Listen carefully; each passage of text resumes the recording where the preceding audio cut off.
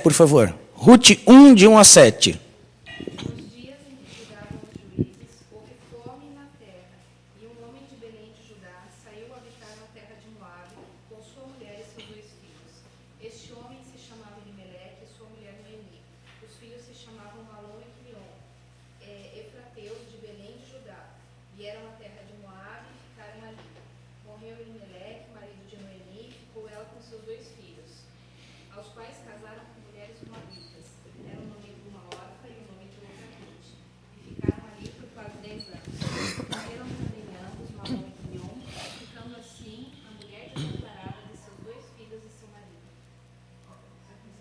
Até o 7. Se dispôs ela com suas noras e voltou da terra de Moabe, porquanto nesta ouviu que o Senhor se lembrara do seu povo, dando-lhe pães. Saiu, pois, ela com suas duas noras do lugar onde estivera, indo elas caminhando de volta para a terra de Judá. Ok, gente. Esse é o contexto do livro de Ruth. Logo no início, o autor nos traz o contexto para que a gente entenda o que está acontecendo. Uma família que vivia em Belém de Judá, eles enfrentam fome durante o período dos juízes. De algum modo, Deus está castigando aquela terra pela sua desobediência.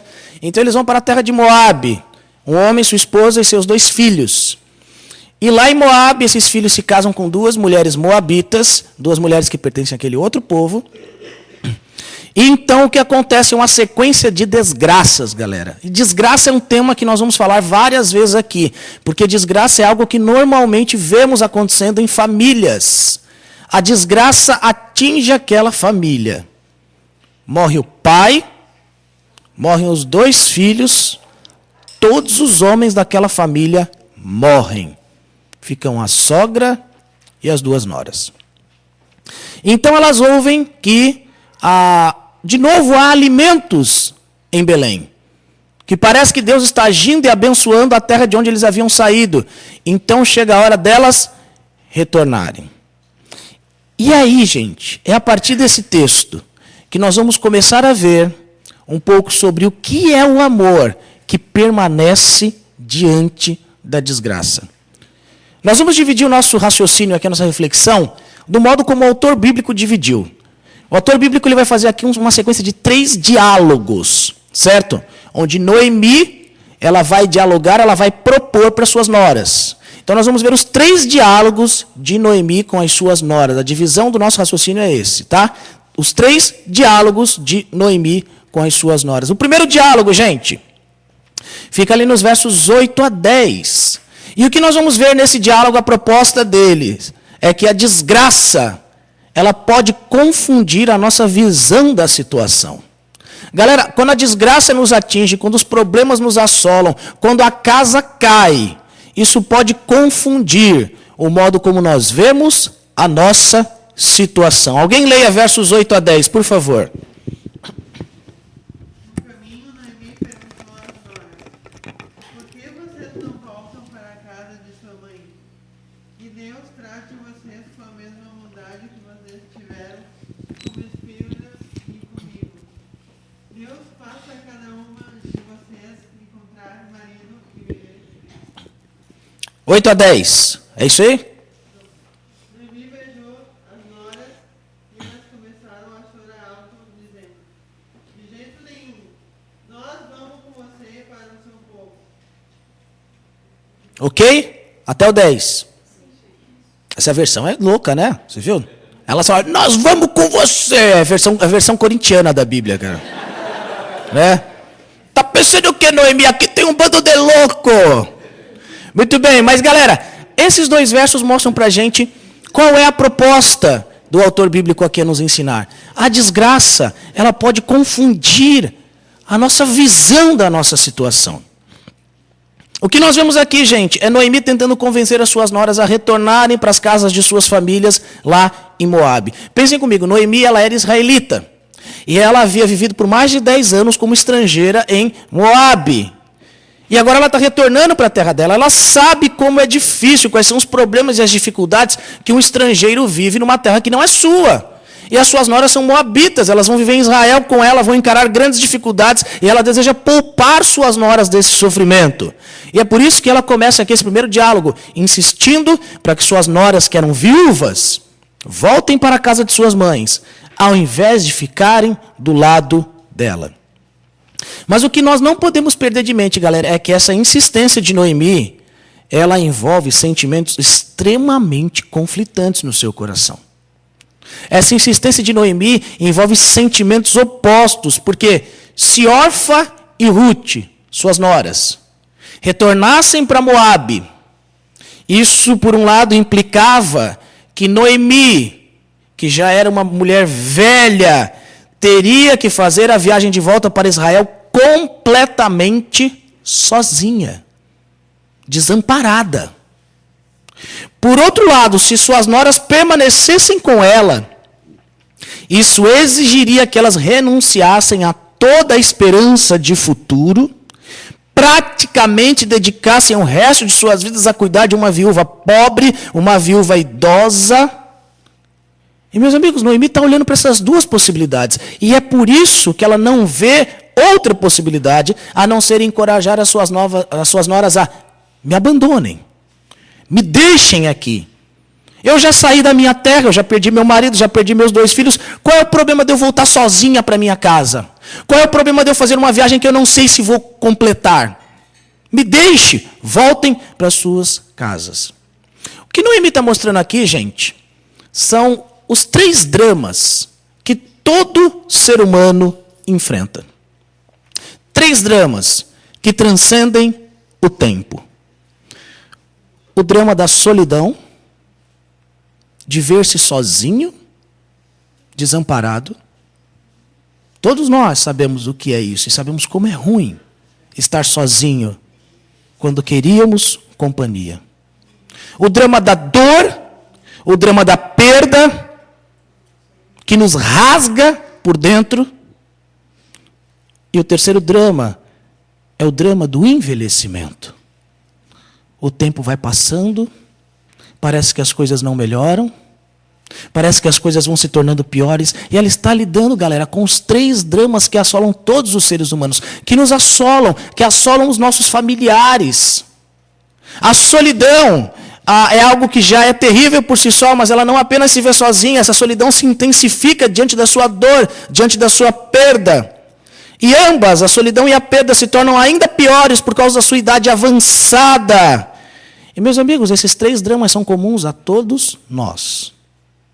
São comuns a todo ser humano. Todos passamos por solidão. Todos enfrentamos dor. Todos vemos que o envelhecimento é cruel com a gente. Você sabe, rapaz, você foi jogar bola lá, você sabe. Né? Você banca aí de Iron Man, mas a gente sabe que já não é mais a mesma coisa, não é? Parece que a bola se distancia de você mais rápido do que antes. O envelhecimento, galera, 3 dramas que todo ser humano enfrenta.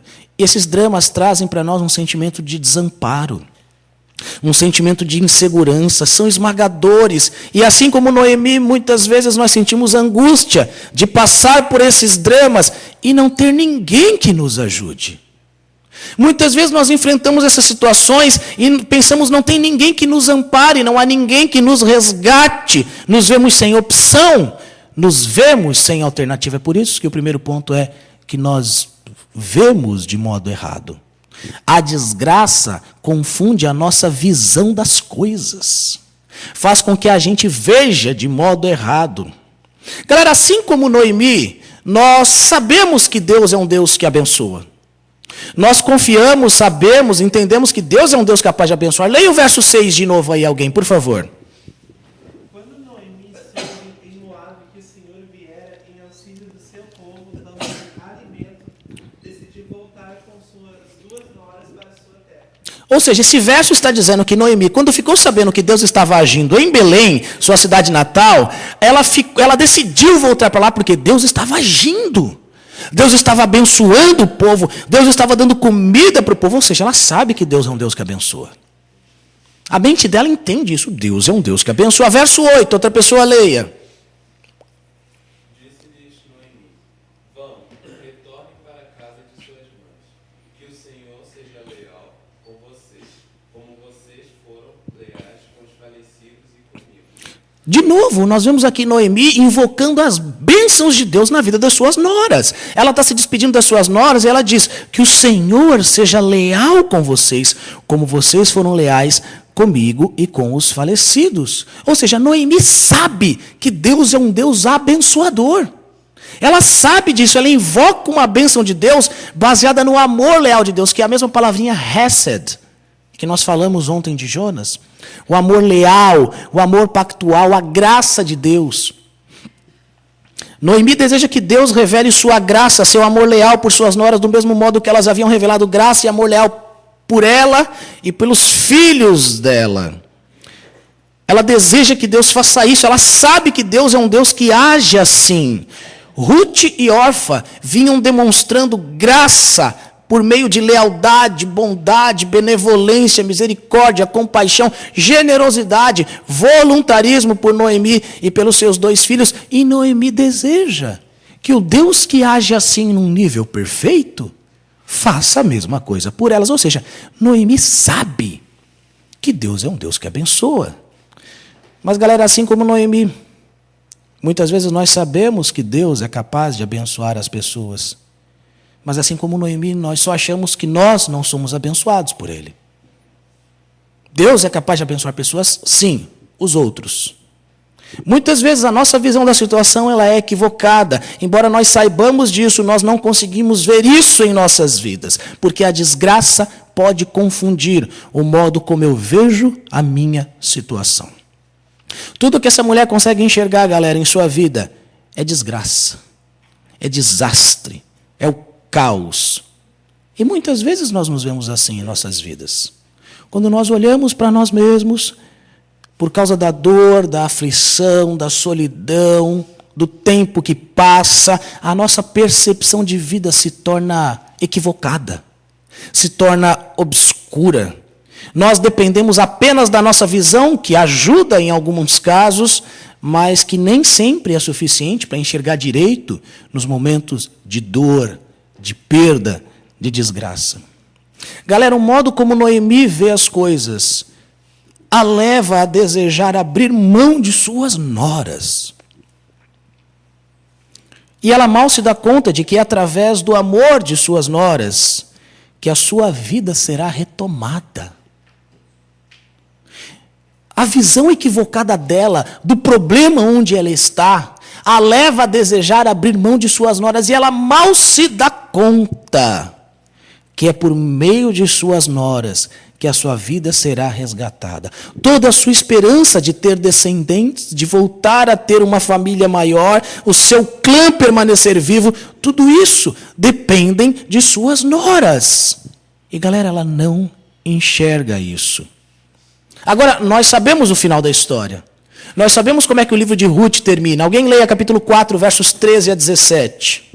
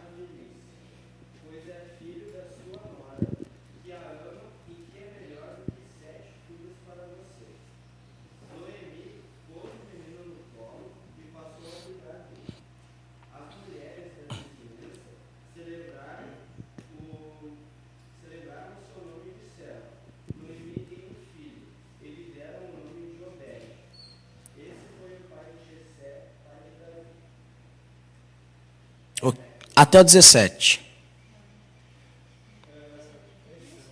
Tá certo, né?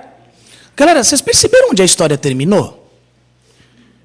Ruth casou-se com um homem chamado Boaz, e o termo que é lá, ele resgatou, houve um resgate, houve uma retomada de vida, e Noemi, ela é celebrada na cidade. Noemi novamente tem um filho, é porque aquele filho faz parte da sua família. E aquele filho chamou-se Obed. E Obed, quando cresceu, deu à luz a Jessé. E Jessé deu luz ao rei Davi. Na verdade, Jessé não deu luz, né? Foi a mulher dele. Mas, milagres tem na Bíblia, mas não desse tipo, tá bom, gente? Tá? Mas ele foi o pai do rei Davi. Galera, vocês estão entendendo o que está rolando aqui nesse texto? A visão equivocada dessa mulher está fazendo com que ela queira que as pessoas desistam dela. E ela está para se tornar a ancestral do rei Davi. E não se esqueçam que se ela é ancestral do rei Davi, ela também é ancestral do Senhor Jesus. Mas os seus olhos lhe enganam. Ela só consegue ver de modo parcial. A desgraça, a dor, a perda, a velhice, a solidão fazem com que ela não consiga enxergar o todo. E ela quer dispensar Ruth, o canal pelo qual Deus vai abençoá-la, mas as suas noras se recusam. O texto termina ali no verso 10, com Ruth e Orfa chorando bem alto. E elas se recusam a abandonar Noemi. Elas encerram o primeiro diálogo de Noemi com suas noras, dizendo: nós voltaremos com você para junto do seu povo. E nesse primeiro diálogo que fica evidente, galera, a desgraça confunde a nossa visão das nossas situações. Faz com que nós enxerguemos de modo errado os nossos problemas, as nossas lutas e os nossos dramas. Era assim que estava acontecendo com Noemi. É assim que acontece com a gente. Então nós fomos para o segundo diálogo. E o segundo diálogo também vai falar sobre a desgraça. E vai dizer que a desgraça ela não apenas confunde o modo como eu vejo a situação, mas ela também confunde os meus pensamentos. A desgraça confunde o modo como eu raciocino aquilo que é o melhor. A desgraça confunde o modo como eu penso o que é o certo. Como eu decido o que é o melhor. Versos 11 a 14, alguém leia aí.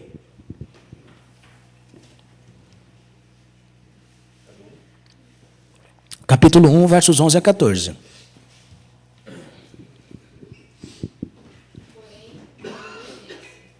Voltai, minhas filhas, por que iríeis comigo? Tenho eu ainda no ventre filhos, para que vos sejam os maridos?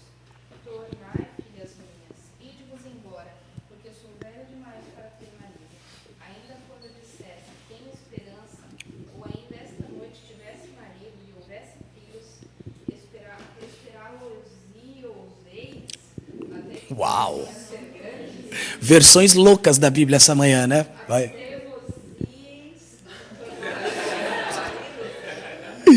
Dá para usar essa Bíblia no Enem, né, meus caras? Vai. Não, filhas minhas, porque por vossa causa a minha amarga a ter o Senhor descarregado contra mim a sua mão. Então de novo choraram em voz alta, Orfa com um beijo se despediu de sua sogra, porém Ruth se apegou a ela. Ok, gente, tá? Essa versão é a versão manuscrita, né? Foi o próprio autor bíblico que escreveu assim. Linguagem de novela de época. Certo? Mas beleza, galera. Vocês entendem. Se você não entendeu, leia na sua Bíblia, tá bom? Numa versão que fique mais fácil para você. Mas o que nós vemos aqui nesse segundo diálogo, galera? A Noemi não aceita a recusa que suas noras fizeram. Ela primeiro insistiu lá no primeiro ponto, onde a desgraça confunde a nossa visão da nossa situação. Ela insiste para que suas noras a deixem. Mas ela não aceita a recusa final de suas noras. Ela não aceita e insiste de modo ainda mais intenso aqui para que elas voltem para a casa de suas mães. E o que nós vamos ver aqui é que a desgraça confunde o modo como nós entendemos o que é o certo. Como nós raciocinamos o que é o melhor. Subverte a lógica com a qual nós pensamos. E o que Noemi vai fazer agora, galera? Ela vai apresentar bons argumentos.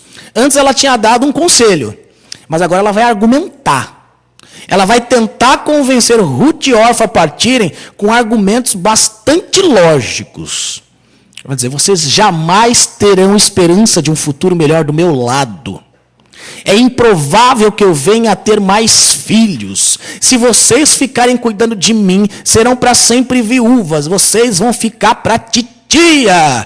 Nunca mais se casarão. E percebam, gente, como é que ela aprofunda, como é que ela desenvolve esse argumento. Ela cria um cenário hipotético. Galera, essa mulher argumenta muito bem. Ela fala, digamos que eu venha me casar e tenha mais filhos, ok? ainda que eu me case imediatamente, ainda que eu engravide nessa mesma noite, e ó que eu estou no bico do corvo, eu já não engravido, eu estou velha. Mas vai que eu engravido nessa noite. Ainda assim seria uma tremenda tolice se vocês, Orfa e Ruth, ficassem esperando para que os meus filhos crescessem para poderem se casar com eles um dia. Porque vocês é que já estariam velhas quando isso pudesse acontecer. E quem é que garante que eles iam querer casar com vocês? Vocês iam pegar para criar? Não vai rolar. Ou seja, a melhor coisa que vocês duas podem fazer é voltar para casa da sua mãe. É impossível. Eu criei um cenário ideal aqui, e mesmo nesse cenário ideal, isso é completamente ridículo. E então ela apresenta o seu argumento final. Galera, e ela pega pesado. Essa mulher aqui podia estar trabalhando em qualquer tribunal aqui do Brasil, excelente advogada, porque ela pega pesado na sua argumentação. Ela traz um argumento irrefutável, enfático, porque se baseia naquilo que, segundo ela, é o que Deus estava fazendo na sua vida. Verso 13. Alguém que uma versão que não seja do Antigo Egito, por favor, leia. Verso 13.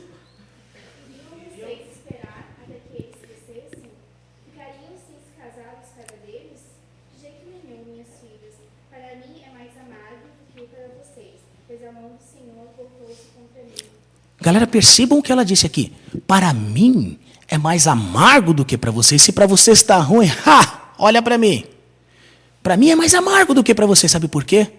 Porque a mão do Senhor se voltou contra mim. Em outras palavras, galera, Noemi está dizendo, as coisas estão muito piores para mim do que para vocês. Juntem as peças. A fome que surgiu em Belém, a morte do meu marido, a morte dos meus filhos terem partido sem me dar netos. Tudo isso são evidências de que a mão de Deus está contra mim. Eu sou alvo, eu sou vítima do poder e da ira de Deus. E vocês querem ficar comigo? Ficar comigo é partilhar desse mesmo destino terrível. Acordem vocês duas. A mão de Deus está contra mim. E quem estiver comigo também terá a mão de Deus contra si. E galera, Noemi vai na veia. Sabe por quê? Porque é verdade, ninguém gosta de estar junto de alguém que parece que Deus está contra essa pessoa. Ninguém gosta de estar junto de alguém, de se conectar com alguém que parece que Deus se opõe a essa pessoa. Ninguém quer isso. Ninguém deseja isso. O normal, o lógico, o sensato é a gente pular fora. E a gente evitar essa pessoa. Por quê? Porque eu quero escapar do prejuízo que ela pode me trazer. Eu quero escapar de todas essas coisas ruins que têm acontecido com a vida dela. Ela vai na veia. A argumentação dessa mulher é poderosa. Ela apresenta um argumento lógico. Um argumento completamente sensato, brilhante, um argumento prático. Em resumo, eu não terei mais filho. Eu estou velha demais. Mesmo que eu me case de novo, mesmo que eu venha ter filhos, não ia adiantar nada vocês esperarem eles crescerem, porque vocês iam estar velha demais quando isso acontecesse. E acima de tudo, e o mais importante, Deus está contra mim. Vocês querem o mesmo para a vida de vocês? Galera, ela acaba com qualquer pensamento contrário. Ela argumenta de modo poderoso. Ela traz argumentos poderosos para que as suas noras a abandonem. E galera, vamos falar a verdade, ninguém em sã consciência discordaria do que ela está dizendo. Ninguém em sã consciência diria que ela está errada. Tanto que qual é a reação de Ruth e Orfa depois que ela diz essas coisas? Vejam no texto. Ruth e Orfa, mais uma vez, choram bem alto depois de ouvirem tudo isso. Porque elas contemplam, sim, que tudo isso que ela está dizendo é verdadeiro. Elas concordam com tudo o que Noemi disse. Ninguém em sã consciência ficaria junto dela. O único caminho lógico, sensato, racional, prático, era abandoná-la. Era retornar para Moabe. E o que nós vemos aqui nessa altura do texto é que Orfa era uma mulher sensata. Orfa era uma mulher lógica. Orfa era uma mulher prática, uma mulher racional. E o que ela faz? Ela compra esse argumento. Ela se despede de Noemi. Ela retorna para o seu povo. o argumento poderoso de Noemi a convenceu de que voltar para uma vida normal em Moabe era a melhor escolha, era o melhor caminho, era a melhor vida do que viver ao lado dela em Israel. Orfa foi uma pessoa sensata.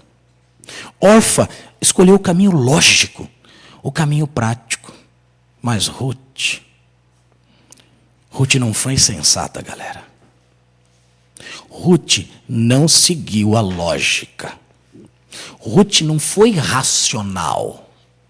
Ruth não foi prática. Como é que o verso 14 termina? Alguém leia aí. Então Orfa se despediu da sua sogra com um beijo e voltou para seu povo, Mas Ruth ficou com ela. E galera, essa expressão, Ruth ficou com ela, esse verbo que é traduzido como ficou, indica muito mais do que estar junto. Ficou implica em uma lealdade firme, em uma afeição profunda e fiel. Esse verbo que é traduzido como ficou, ele implica em uma decisão de deixar de fazer parte de um grupo para se tornar parte de um novo grupo, do qual você faz parte dali para sempre.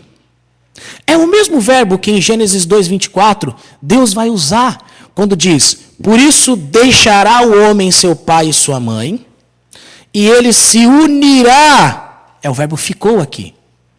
Ele se unirá à sua mulher, e serão os dois uma só carne. E galera, é isso que o texto está dizendo. Que Ruth, ela decidiu abandonar, romper, sair de tudo aquilo que tinha a ver com a sua vida lá atrás, assim como cabe ao homem deixar pai e mãe, e se uniu à sua nova família. Se uniu aos seus parentes, se uniu àqueles que eram seus familiares, de um modo que ela nunca mais deseja que isso se perca. Meus amigos, essa frase pequena, Ruth ficou com ela, diz muito sobre o coração dessa mulher. Ruth é uma mulher comprometida a abandonar o seu país, comprometida a abandonar o seu Deus, comprometida a abandonar as facilidades de uma vida em Moabe, caso ela retornasse. Ela é comprometida a tudo isso para continuar permanentemente unida à sua nova família. Para continuar permanentemente unida à sua família. E a sua família agora se resume a Noemi. O seu compromisso de manter-se firme, de não desistir da sua família, que agora se resume a Noemi. Galera, ganha eco, ganha poder nessa declaração dela. Por mais que o nosso segundo ponto diga isso, que a desgraça, ela confunde o modo como nós pensamos o que é o melhor, porque ela faz com que a gente pense meramente pela lógica humana. O que era sensato diante da lógica humana? Fazer o que Orfa fez. O que era o racional, o que era o prático, o que era o melhor aos olhos dos homens? Fazer aquilo que Orfa fez. E a desgraça faz com que a gente pense que o melhor é isso mesmo. É abandonar, é desistir, é romper, é jogar para o alto, é dar um chute. A desgraça faz com que nós pensemos pela lógica humana e que nós entendamos o que é o certo e o que é o melhor de um modo equivocado. Mas então vem Ruth nessa história. E Ruth, então, ela dá origem ao terceiro diálogo da história. E ela mostra para a gente que sim, a desgraça pode confundir a minha visão da situação. Sim, a desgraça pode confundir o modo como eu entendo que é o melhor.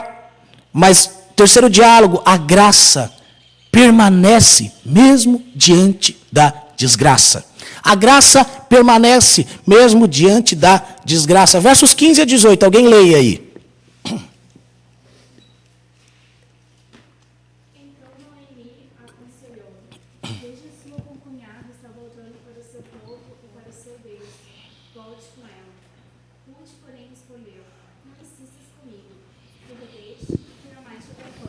Aonde fores irei, onde ficares ficarei. O teu povo será o meu povo, e teu Deus será o meu Deus. Onde morreres, morrerei, e serei sepultado. Que o Senhor me castigue com todo vigor sobre coisas que não a morte me separar de ti. Quando Noemi viu que Ruth estava de fato decidida a acompanhá-la, não insistiu mais. Ok, obrigado. Esse texto é muito conhecido, né, gente? Essa passagem é muito comum em casamentos. Nós vemos lá o convite de casamento dos noivos. E aí eles colocam esse lindo texto no convite deles. Ou então na festa de casamento, é comum a gente ouvir músicas, ou ouvirmos uma mensagem, um pastor pregando esse texto. E fala sério, é lindo, né?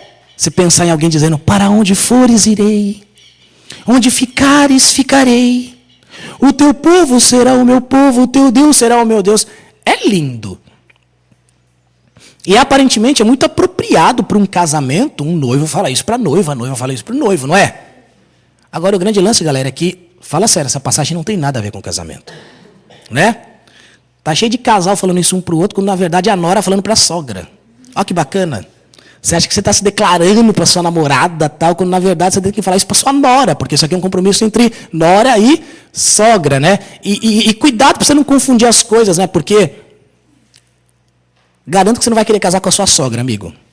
Garanto. Tá? Então, assim, cuidado para não confundir as coisas. Vamos entender esse texto dentro do significado correto dele. Vamos entender esse texto diante da proposta de que a graça permanece diante da desgraça. O que vemos aqui nesse terceiro diálogo, gente, é que Noemi não se dá por convencida. E ela novamente insiste, tentando convencer Ruth a seguir o exemplo de Orfa. Ela fala, veja, Orfa, sua concunhada, parênteses, né? Concunhada, que palavra horrorosa, né? Não é possível que alguém use esse título, eu sou o concunhado dele. Fala, cara, eu sou um parente distante, usa esse termo, é melhor. Tá? O que vemos aqui é Ruth tentando convencer Noemi, dizer, olha, Orfa está voltando para o seu povo. Orfa está voltando para o seu Deus. Ruth, você não quer pegar carona com ela? Você não quer ir junto com ela? E galera, o Deus nacional dos Moabitas, o Deus nacional de Moabe era Camus. Mas Ruth se recusa a ir, porque ela deixa bem claro que o seu compromisso não é mais com Camus. O seu compromisso, a sua devoção agora pertencem a Yahvé, o Deus de Israel. Ruth se recusa a ir e reafirma o seu compromisso de ficar com a sua sogra. E galera, que imenso amor esse que Ruth tem por Noemi. Que imenso amor esse que permanece diante da desgraça familiar, que não desiste diante dos problemas que a família enfrenta. Que imenso amor o de Ruth por Noemi. Ruth diz para ela, Noemi, é o seguinte, pare de insistir para que eu te deixe. Pare de insistir para que eu não mais te acompanhe. Se você for para algum lugar, eu vou do seu lado. Se você não for para lugar nenhum, não tem problema. Eu também ficarei ali sem ir para lugar nenhum do seu lado.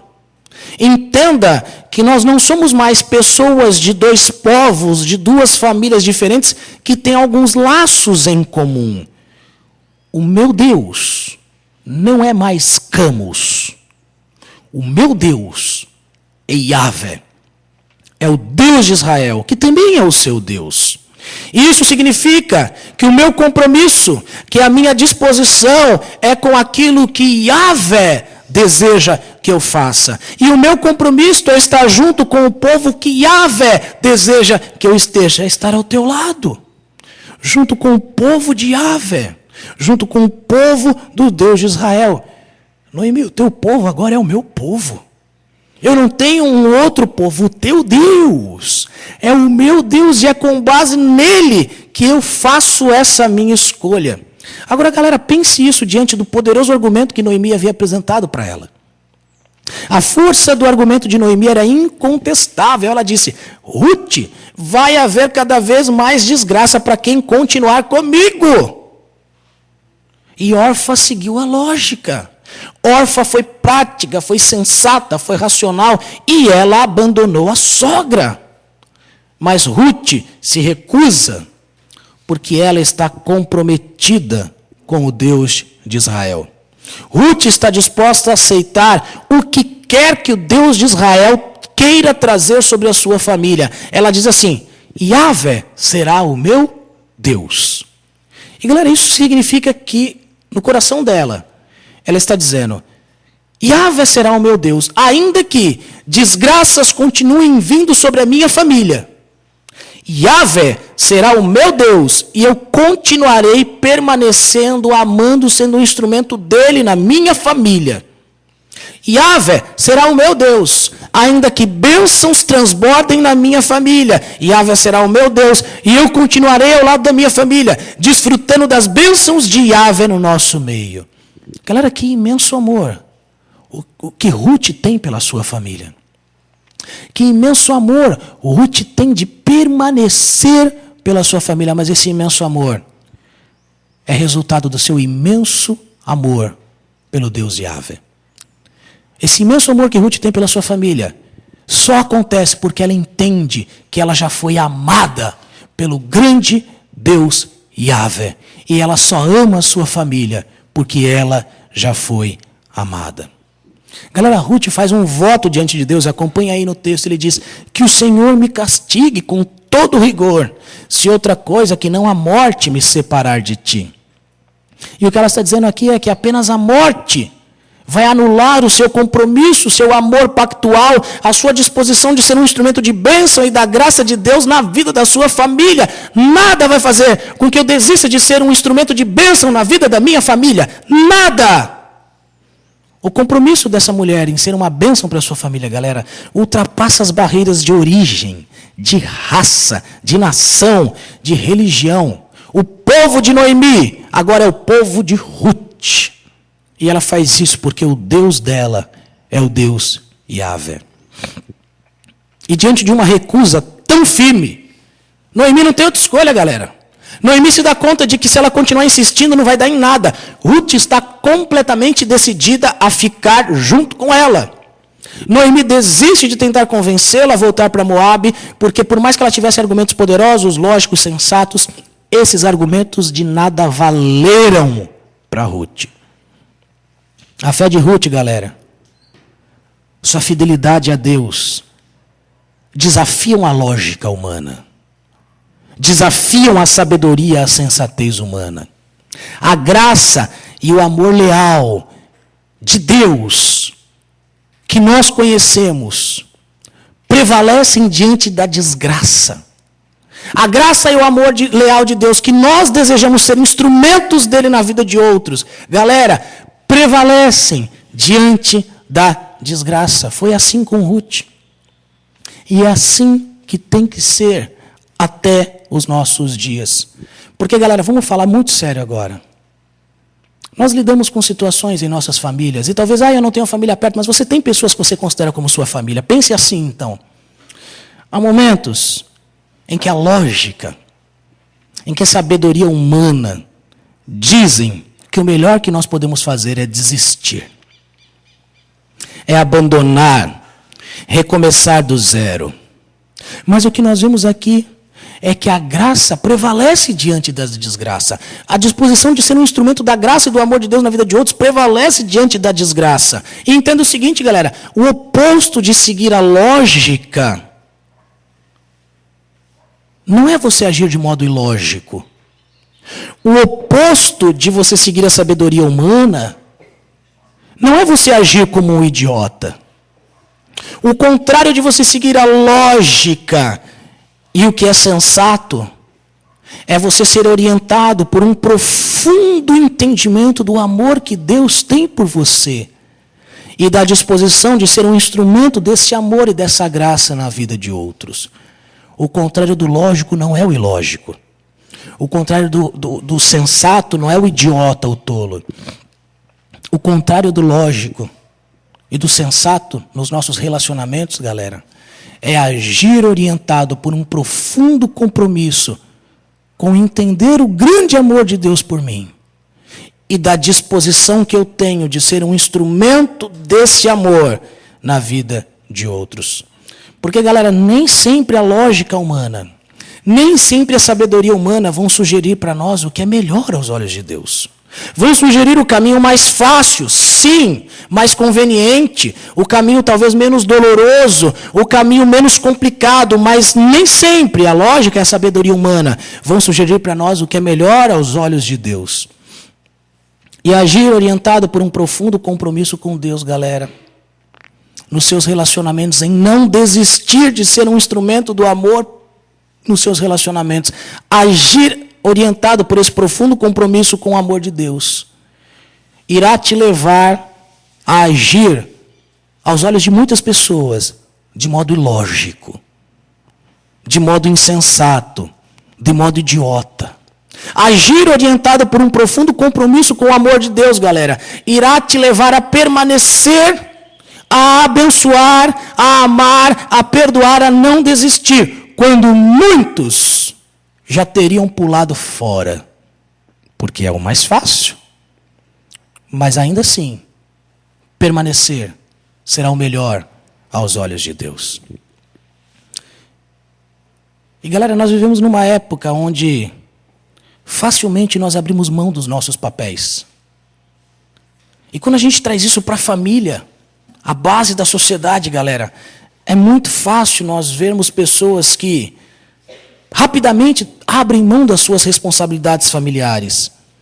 Os papéis estão sendo abandonados, estão sendo revistos, as funções estão sendo ignoradas. E quando a gente vê o compromisso de Ruth, galera, isso fala alto para cada um de nós. Os dramas da solidão, da dor e da velhice ainda estão aí, ainda estão assolando pessoas nos nossos dias. E ainda é o plano de Deus, galera, que seja nas famílias o ambiente onde o conforto, o compromisso, o auxílio, a permanência, a não desistência sejam encontrados neste mundo. Eu sei que eu estou falando aqui para vocês de coisas que você deve estar pensando. O Café fala isso, mas ele não conhece a minha família. O Café está falando sobre não desistir, sobre continuar sendo um instrumento do amor de Deus, sobre permanecer quando todo mundo pulou fora, mas ele não conhece a minha família. E é verdade, galera, eu não conheço a sua família. Mas eu não preciso conhecer. Eu conheço a minha. E eu sei o que é desistir de alguém na família. Houve uma época da minha vida em que eu desisti do meu próprio pai. Meu pai não é um sujeito fácil. Meu pai é um sujeito truculento, bruto, agressivo, grosseiro, extremamente difícil de lidar, de conviver.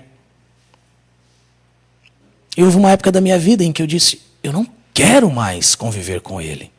Eu não quero mais existir no mesmo ambiente que ele. Eu não quero mais trocar palavras com ele. E no meu coração eu desisti do meu pai. No meu coração eu disse, olha, eu não quero ser nada para ele, nem instrumento de bênção, nem instrumento de dor. Eu quero simplesmente desistir dele. E galera, eu me arrependo profundamente disso que eu fiz. Eu me arrependo com amargura, com tristeza no meu coração do que eu fiz. Porque alguns anos depois, eu pude diante de Deus reconhecer que eu não estava agindo através do amor de Deus na vida do meu pai. Eu estava vendo a minha situação de um modo equivocado, como Noemi fez. Eu estava entendendo o que era o melhor pela lógica humana, por aquilo que era o racional, o sensato. Mas eu não estava tendo um profundo compromisso em ser um instrumento do amor de Deus. E eu tive que, em determinado momento da minha vida, me quebrantar diante de Deus, pedir perdão a Ele, falar, Deus, eu quero ser um amigo para o meu pai. Por mais que eu sei que é difícil alguém aguentar ser amigo dele, ele é complicado, mas Deus, a graça permanece diante da desgraça. O teu amor, que eu conheço revelado na cruz, me capacita a amar, mesmo aqueles que podem ser considerados não amáveis. E galera, eu não vou dizer para você que agora nós somos melhores amigos, vamos correr no parque todo dia, não é isso.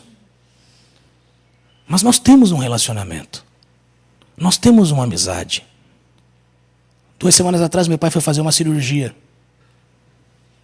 Não havia ninguém na família que queria ficar com ele no hospital. Ninguém. Nem minha mãe. Nem minha irmã. Mas ele tinha a mim.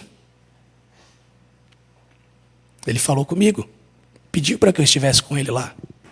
E eu não podia estar, porque eu tinha um monte de compromisso no dia, mas eu falei, pai, eu vou estar com você. Vou dar o meu jeito. E eu lembro da cena a gente no quarto, no pré-operatório, e meu pai subindo na maca, sendo levado para a mesa de operação. Naquela hora, Deus falou profundamente ao meu coração. Ele falou assim, quem garante que o teu velho vai voltar dessa mesa? Meu pai tem 79 anos. Quem garante que você vai vê-lo de novo? Galera, essa foi uma sensação complicada que eu senti. Na boa, é difícil explicar. Mas eu tive a consciência de que se aquele era o último momento em que eu estava vendo meu pai, eu pude ser um instrumento do amor, da graça dele na vida dele, ainda que fosse aquele o último momento. E galera, eu não estou aqui para ensinar como ser como eu. Por favor, não pense isso. Eu não estou aqui para me colocar como exemplo para vocês. Eu só estou dizendo que eu não preciso conhecer sua situação familiar. Eu sei o que é lidar com o caos, com a desgraça, com problemas numa família. Eu sei o que é isso. Eu sei o que é ver agressão física numa família. Eu sei o que é ver separação numa família. Eu sei o que é isso. E galera, a graça, a disposição de ser instrumento do amor de Deus na vida da nossa família, permanece independente do cenário de desgraça que nós possamos encontrar. Independe da situação caótica, da dificuldade que você possa encontrar. Esse ainda é o plano de Deus para as nossas famílias, galera. Que ali dentro seja um ambiente onde o conforto, o compromisso, o auxílio, a permanência, a não desistência, a continuidade em ser um instrumento do amor de Deus na vida de outros, galera, é lá que isso deve brotar com ainda mais firmeza. E seja na sua família de sangue, ou seja na sua família da fé, para você que não tem muitos irmãos por perto, a verdade é que na igreja todos somos irmãos, todos estamos unidos diante de um modo que nenhuma tragédia humana, nenhuma solidão humana, nenhuma diferença de idade pode nos separar. Se você não tem família aqui, você tem uma família na fé, você está unido com essas pessoas. O teu povo será o meu povo junto com essas pessoas, galera. O teu Deus será o meu Deus. E essa é a verdade, galera. Para nós, e agora não estou mais falando de família, eu estou falando de igreja. Essa é a verdade de quem, graças a Cristo, nós somos. Cristo nos fez seu povo.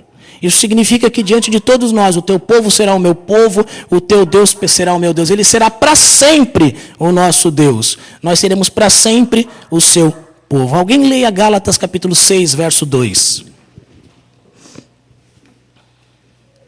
Levem os fardos pesados uns dos outros e assim cumpram a lei de Cristo. Levem os fardos pesados uns dos outros e assim cumpram a lei de Cristo. Nós vimos em outra mensagem que a lei de Cristo se resume no amor. O amor a Deus e o amor ao próximo. E veja o que Paulo está dizendo aqui, quando nós levamos os fardos pesados uns dos outros, quando nós carregamos, quando nós suportamos o peso que ninguém mais quer suportar em favor de outros, nós estamos cumprindo essa lei do amor. E galera, essa é a vontade de Cristo para mim e para você, que fomos por Ele amados.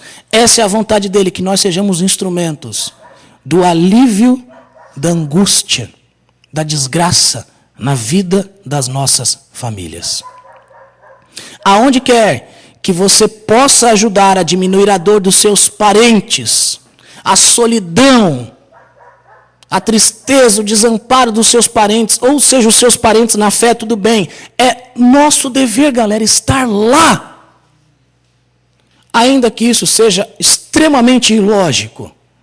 Ainda que isso seja insensato aos olhos humanos. Por mais que você receba palavras de desencorajamento, não se esqueça, Noemi tentou desencorajar Ruth 3 vezes. Por mais que a pessoa diga que não quer, galera, o nosso discurso deve ser: não insistas comigo que te deixe. Não insistas comigo que te abandone. Porque o meu compromisso não é com a lógica humana, não é com o que é sensato, fácil e prático aos olhos humanos. O meu compromisso é com o amor de Yahvé. E esse amor que eu conheço e me constrange e que me coloca aqui para ser um instrumento deste mesmo amor na tua vida. Não insistas comigo para que te deixe, nem para que te abandone. E galera, talvez alguns de vocês estejam lidando com situações onde vocês desistiram de pessoas próximas. Talvez alguns de vocês estejam lidando com situações onde vocês entendem que sim, é o mais fácil, é o mais lógico, é o mais prático. Recebi conselhos nesse sentido, minha vida se tornou menos pesada depois disso. Vocês desistiram de pessoas próximas. E galera, a história de Ruth nos mostra que o amor leal de Deus permanece diante da desgraça. Ele paga o preço de ser um instrumento do amor diante da desgraça. Eu quero dar a você nessa manhã a oportunidade de você rever, reativar o seu compromisso de ser um instrumento desse amor de Deus na vida daqueles a quem você desistiu. Que você possa sair desse retiro entendendo que se o amor de Deus é tão grande, é poderoso, cobre-nos, significa que esse amor transborda. E eu devo ser um instrumento transbordante dele. E eu devo ser o canal pelo qual esse amor, ele vai atingir, ele vai ser desfrutado, mesmo por aquelas pessoas que muitos de nós entendemos que não são amáveis. Mesmo por aquelas pessoas que nós entendemos que essas pessoas não dá mais para quem? Porque para Deus, o amor dele não conhece limites. E muitas vezes nós estabelecemos limites. Galera, isso é triste. Muitas vezes nós estabelecemos limites. Olha, até ali foi. Agora não dá mais. Eu não consigo mais. E quem disse que é com base na sua força que você consegue ser amor de Deus na vida dos outros? Quem disse que é com base na sua competência, meu amigo? Quem disse que é com base no seu braço forte que você permanece diante da desgraça? É apenas por causa de um compromisso profundo com o amor de Deus, conhecer o amor de Deus que foi derramado em nossos corações por meio do Espírito. É apenas com base em Deus que nós permanecemos diante da desgraça. Mas nós podemos permanecer se assim quisermos. E eu quero dar oportunidade para vocês, jovens, que vocês pensem de um modo muito específico. Quem são aqueles de quem você desistiu de ser um instrumento do amor de Deus na vida dessa pessoa? Pense a partir das pessoas mais próximas, as pessoas com quem você convive. Pense em seus familiares, nos seus pais, nos seus irmãos, nos seus primos. Você que talvez esteja distante da sua família, pense nas pessoas que são a sua família aqui. Mas que por causa das dificuldades, por causa do caos, das desgraças, você olha para a situação e fala, não dá. Não é fácil, não é simples e eu desisto. Não falo mais sobre esses assuntos, não convivo mais com essas pessoas. Vou te dar alguns instantes para que você ore diante de Deus e você reative o seu compromisso de ser um instrumento do amor de Deus, mesmo diante de relacionamentos que parecem impossíveis.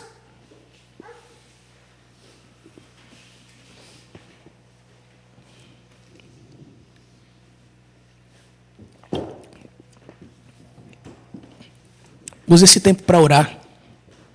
Não pense em nada além do que aquilo que falamos aqui. Pense nas pessoas próximas a você. Às vezes nós temos amigos que nós dizemos, olha, cara, é muito bom estar com ele, jogar bola com ele, tá, mas eu não posso falar sobre coisas de Deus. Com isso você desistiu. Porque o que adianta você estar perto dele se você não pode, junto a ele, tratar daquilo que ele mais necessita? Você desistiu. Talvez você conheça pessoas que você diz, olha, eu não posso nem dirigir a palavra para essa pessoa porque eu não vou me aguentar, eu vou explodir. Não se esqueça que o Espírito que em você habita, que é o amor de Deus derramado em nossos corações, ele também lhe fornece paciência, domínio próprio. para que você negue a si mesmo e possa ter reações orientadas por um profundo compromisso em ser um canal do amor de Deus na vida de outros. Galera, nós não temos desculpa.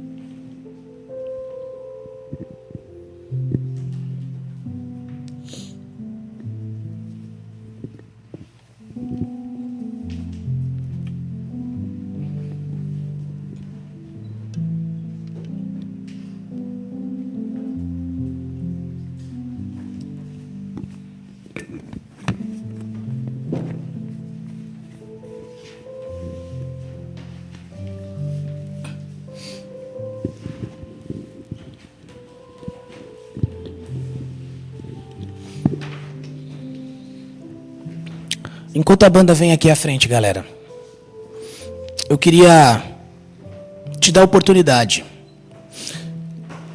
Você que nessa manhã, diante de Deus, decidiu não continuar desistindo de alguém. Você que nessa manhã decidiu retomar, reativar o seu compromisso de ser um instrumento do amor de Deus na vida de alguém que você já havia pulado fora. Galera, não deixe de sair desse retiro. Não saiam desse retiro sem, ao voltar para suas casas, onde vai ter sinal de celular, onde vai ter internet, tudo isso, de agirem na direção do compromisso que vocês refizeram. Esse compromisso é feito diante de Deus. Eu não vou pedir para você ficar em pé, mas ele só tem sentido se ele for conhecido, visualizado, vivenciado por aqueles a quem você havia desistido. Galera, façam disso um compromisso. Dependam da graça, dependam do amor, dependam da capacitação de Deus. Porque eu sei que não é fácil, como eu disse, eu sei o que é lidar com relacionamentos caóticos. Mas permaneçam na decisão de serem instrumento da graça diante da desgraça. E surpreendam-se com aquilo que Deus pode fazer. Surpreendam-se com aquilo que Deus pode realizar quando a graça dele, ela permanece, ela é degustada, ela é percebida na vida de alguém que não vê nenhum tipo de amor ao seu redor. Saiam daqui com um profundo desejo de botar isso em prática. Não permitam que isso morra no coração de vocês. Deus querido, obrigado, porque o teu amor é tão grande, é tão constrangedor, que o Senhor não estabelece limites. Até ali eu amo, depois disso esquece, não é mais meu. Não é assim que o Senhor age conosco. E nos perdoe, porque muitas vezes nós queremos amar as pessoas, mas estabelecendo esse tipo de limite. Nós queremos estabelecer até que ponto podemos amar. Que tipo de gente vamos amar. E nós sabemos que os problemas familiares tornam mais difíceis a nossa permanência na nossa disposição de sermos instrumentos do teu amor. Os problemas familiares fazem com que nós vejamos as situações de modo equivocado. Faz com que nós raciocinemos o certo pela lógica meramente humana. Mas obrigado, porque a tua graça nos faz enxergar de modo preciso. A tua graça nos faz pensar o que é certo segundo aos teus olhos. Deus, que nós possamos voltar para as nossas realidades sem desistir, sem a lista dos não amáveis, mas com um profundo compromisso de entender o teu amor e ser um canal deste na vida de todos ao nosso redor, inclusive aqueles que aos nossos olhos são os mais difíceis, são os mais rebeldes, e nós não desistamos deles, como o Senhor não desistiu de nós. Possamos voltar para as nossas casas, dando passos na direção desse compromisso. Em nome de Cristo que a gente ora. Amém.